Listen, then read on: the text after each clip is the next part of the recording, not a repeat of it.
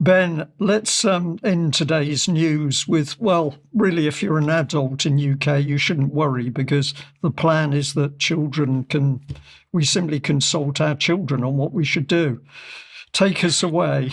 Yeah, let's be guided by 7-year-olds, right? This is the best idea. So look, AI is the top-down control mechanism for global governance. Yeah, it's the method through which global fascism is going to control every area of our lives. So who do we want to hear about most? Their opinions on AI? It's the kids.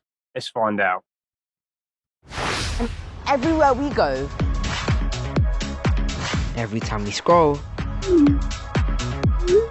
and even day to day in our classrooms, we're constantly hearing 2 letters, AI. Artificial intelligence has been described as the biggest change in the way we all live our lives since the dawn of the internet. But how helpful or how harmful could it really be? Today, hundreds of young people across the UK have been brought together to try and answer those questions. This is the first ever Children's AI Summit. What should world leaders and programmers do to address these important areas of AI? These days, AI is used for everything, from writing essays to diagnosing medical conditions. The aim today is to create a Children's AI Manifesto that will be presented to world leaders at a global AI conference in Paris.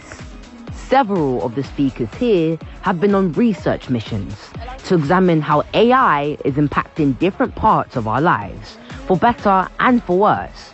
But what have they found out? Over-relying on AI can impact students' problem-solving, critical thinking and creativity. There are loads of positives as well. It can adapt to students' educational needs and interests. I'm a big fan of space, crypto and Taylor Swift.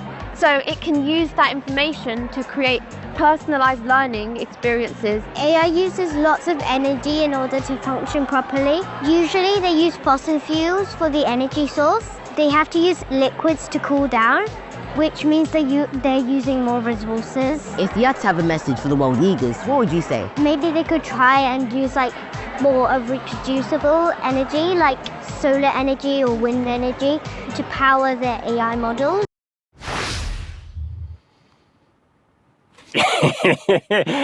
Brian, what do you reckon? I know you like the music because I can see you dancing, but have you got any response to that? Well, of course, what we're watching on screen appears amusing and there's children there, so people go a bit soft. But the people running the real agenda, they absolutely hate us to the extent that they're going to use our own children against us in order to drive their perverse agenda. So when I watch these children, they have been brainwashed and they're being controlled via a brainwashed reframing seminar in order to give opinions which they can't possibly know at that age. So this is child abuse, but it's being portrayed as if these children are super intelligent and can advise adults on AI. It's truly disgusting. I'm sorry to spoil the party because the music was quite good, but it was disgusting. Yeah, I agree. Deeply, deeply cynical. And yeah, I think it is child abuse. I think you're absolutely right. And should we just quickly find out who's behind that child abuse? So you've got the Alan Turing Institute and Queen Mary from University of London. But this is all supported by Lego, importantly, who are really deeply embedded in Cabinet Office, by the way. We'll have to talk about that another time. And also EY, my alma mater.